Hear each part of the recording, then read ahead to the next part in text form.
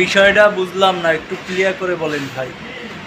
পৃথিবীতে সবচেয়ে বেশি ব্যবহৃত জিনিস হচ্ছে পুরুষ।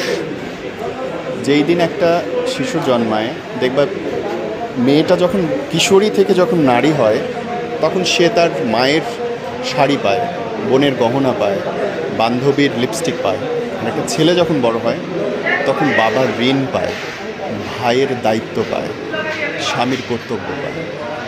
যেই দিন একটা পুরুষ বোঝা শুরু করে যে সে পুরুষ, সেদিন থেকে পুরুষটার হাসি বন্ধ হইতে থাকে, কথা বন্ধ হইতে থাকে, দায়িত্বের চাপে সে ম্রিয়মাণ থাকে। এবং এই পুরুষকে যখন একটা নারী খুশি করে, আনন্দ দেয়,